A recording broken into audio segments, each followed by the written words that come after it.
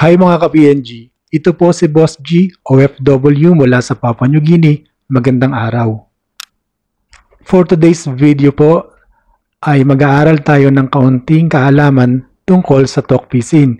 Ang Tok Pisin po ay ang pangunahing lengguwahe na ginagamit sa Papua New Guinea. Kumbaga sa Pilipinas, Tagalog, ito po yung talamak na salita na ginagamit ng halos lahat para magkaintindihan sila. Marami po kasing lengguwahe dito. Merong Motu, ganon, tsaka Tok Pisin. So, ang pag-aaralan po natin ay Tok Pisin. May dagdag ko nga po pala, no? Ang Tok Pisin ay yun po ay isa sa mga official language ng Papua New Guinea. At mix ito ng parang English, tsaka local language ng PNG. Tapos sabi nila may nahalo rin itong kaunting German, Portuguese, ganon. Pero ito ay isang uri ng Creole language. At halos araw-araw ito yung ginagamit nga nila bilang official language aside from English at sa iba pang lengguwahe nila. So, bakit natin kailangang matutunan ang Tok Pisin? Kung OFW ka na pupunta sa Papua New Guinea, mahalaga na kahit paano ay maintindihan mo or may matutunan kang kaunti na Tok Pisin para makakonect ka dun sa mga locals. And also, parang respeto na rin ito sa kultura ng Papua New Guinea. Hindi naman siya mahirap, madali naman siyang pag-aralan. Although, medyo matagal kung gusto mo talagang ma-master, taon din ang aabutin. Dito tayo magsimula sa basic phrases. Magbigay tayo ng senaryo na kunwari, naglalakad ka at may nakita kang lokal sa isang lugar at gusto mo magtanong kung nasaan ba yung ganitong shop o lugar para malaman mo kung may tinitindang ganitong bagay. So, simulan natin. Unang-una po, pag may nakita kayong lokal sa isang establishment o kahit saan man po, mahalaga po na i-approach natin sila ng maayos at batiin natin sila. Kung umaga po, ang pagbati na gagamitin natin ay good pala day o yung magandang araw. Good pala day, you say something like that. Good pala day, parang good pala. Parang good day. Pero ang pronunciation ng good pla is good pla. Good pla. Hindi po good pela. So, parang sinasilent E mo yung E. Good pla day. Yun po yung para sa magandang araw. Kung umaga naman po at gusto mo maging specific about the time ng pagbate, pwede mong sabihin na morning. Dito nga po pala sa Papua New Guinea ay halos silent R po ang ginagamit nila. So, pwede mo sabihin good morning or morning. Understood na po nila yon. So, parang sa atin, magandang umaga. Ganun po. So, babatiin mo sila, morning. Babati rin sa'yo ng morning. Kung afternoon naman po ang oras, pwede mo pong batiin ng magandang hapon sa salita nila, afternoon o good pala afternoon. Ito po yung good pala. Pwede mo lang i-prefix dito sa mga words na ito yung good pala. Let's say, good pala afternoon, good pala morning. Ganun po yun. Pero mas preferred yata nila na naririnig yung afternoon, parang mas shortcut kasi, lalo na kung nag-aapura sila or ikaw. Okay lang po yun. Morning, afternoon, wala pong issue doon. Naintindihan po nila yan. So, para sa kanila, equivalent din po yun ng magandang umaga or magandang hapon. At kung gabi naman po, instead na sabihin nila na good evening, ang pagbati po nila is good night. Whereas sa atin po, pag sinabi mong good night, magpapaalam na tayo at matutulog na. Pero dito po, we say good night para batiin sila. Or, i-approach sila at batiin sila ng magandang gabi. Let's say, magtatanong ka sa ay gabi na, sa lokal. Approach mo muna sila ng pagbati at sabihin mo, good night. Yun, ganun po.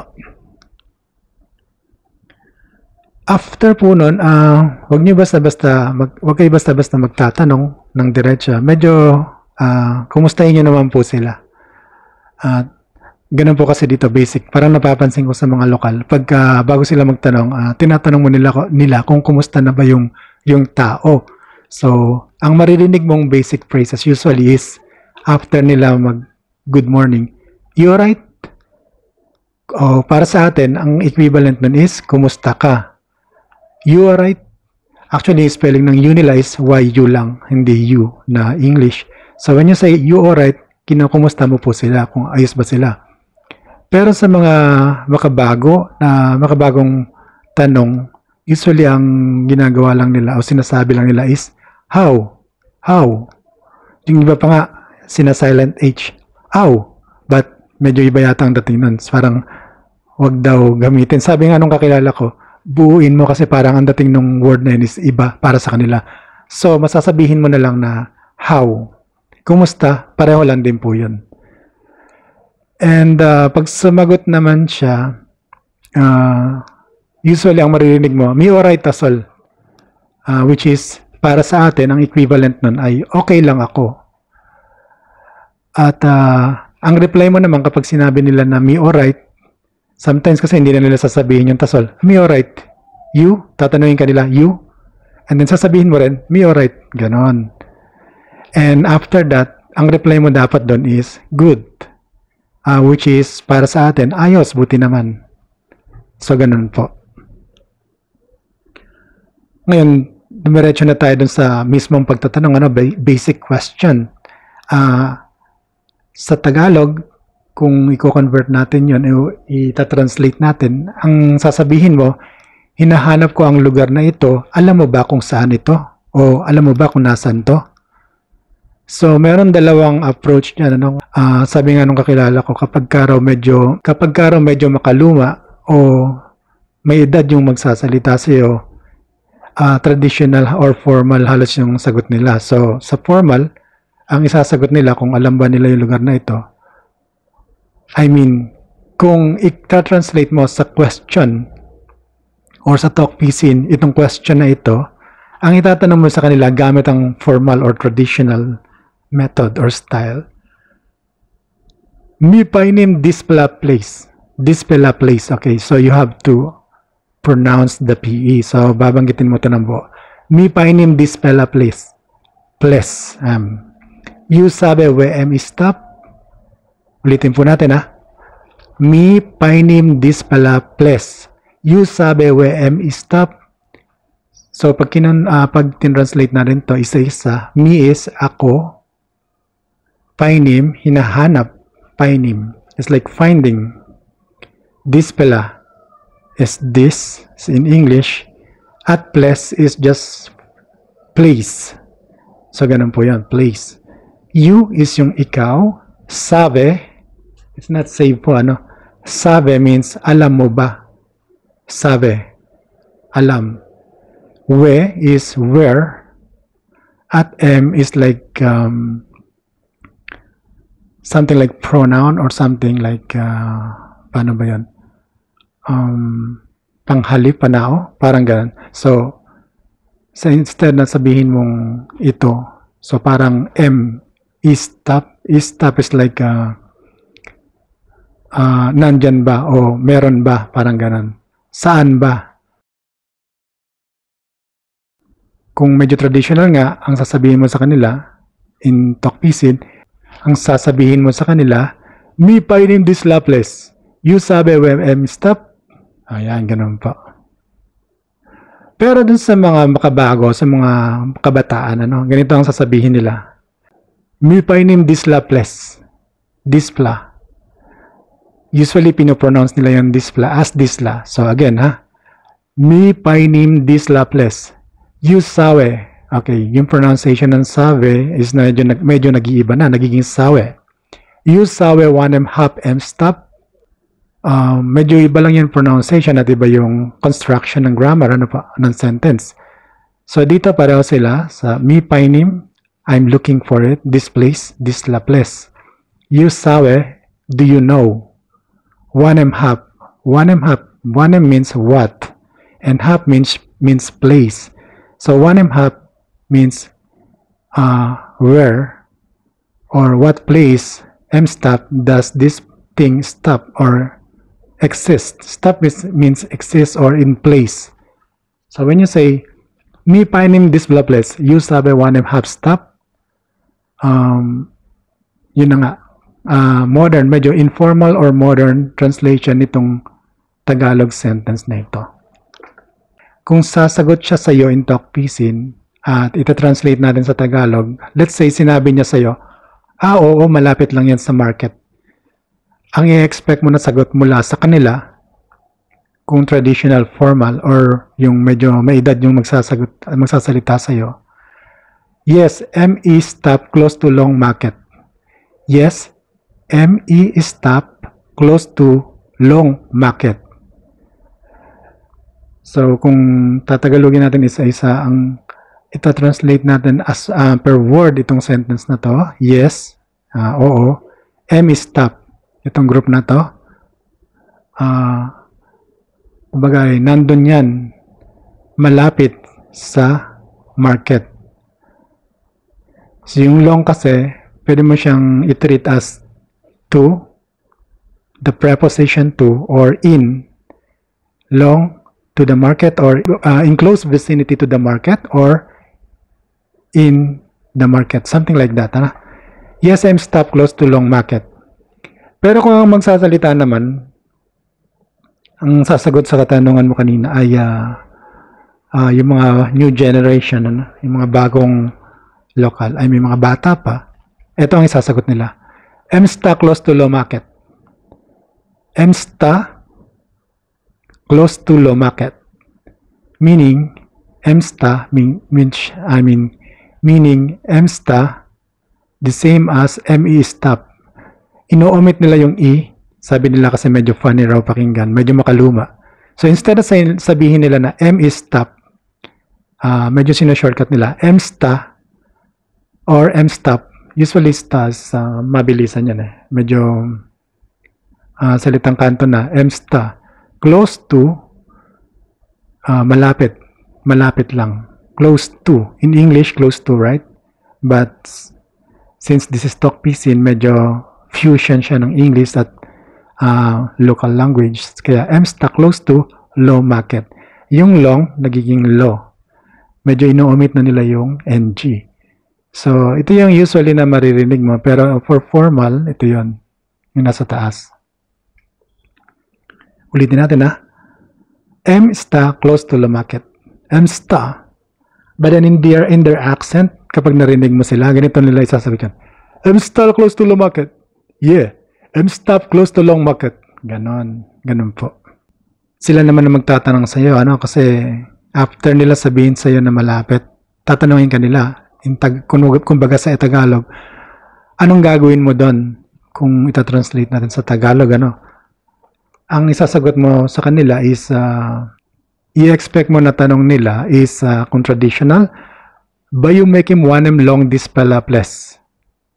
By you make him 1M long this pala place. Ibig sabihin, by you, by is like a will, like your future action.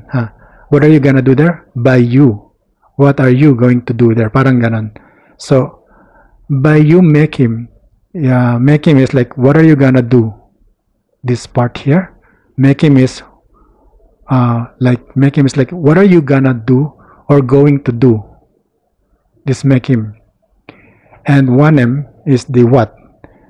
By making 1M, so this 4 words here will serve or act as one. Ano magiging isa po ito? By you making 1M means, anong gagawin mo? Ayun. Anong gagawin mo? So, yung word na ano, ito yung 1M. Gagawin is yung make him, you is mo. But then, iba yung construction ng sentence nila, kaya i-memorize nyo na lang po. By you make him 1M. Okay. Long this fella place. On that place. So, what are you gonna do on that place? So, by you making 1M long this fella place. And then, for informal or yung medyo modern naman, ganito ang maririnig mong tanong mula sa kanila. You like go making wanem lohap?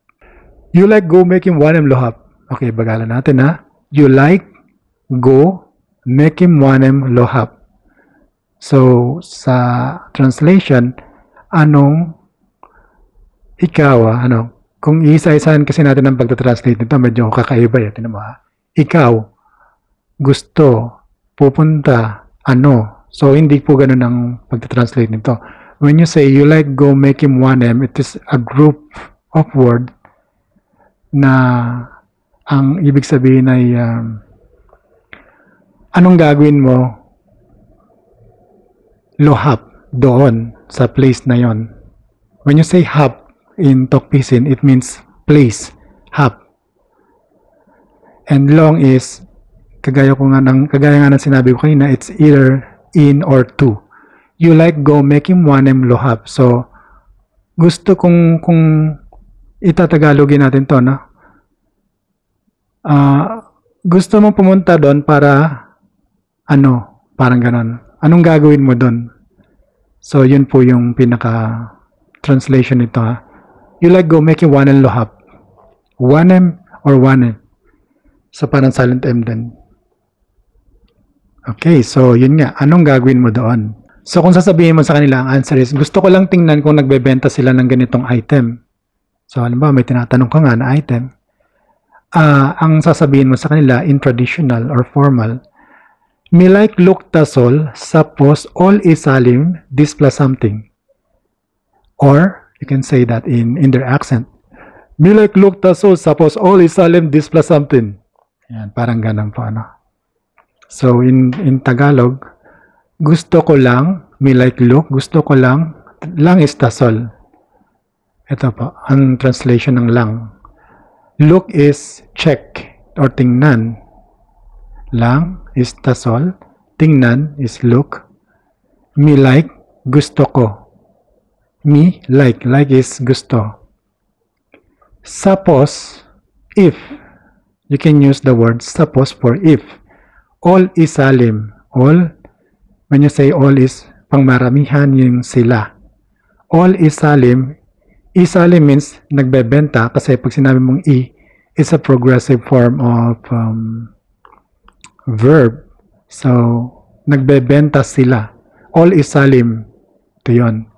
This plus something ng ganitong item. This plus something. Okay.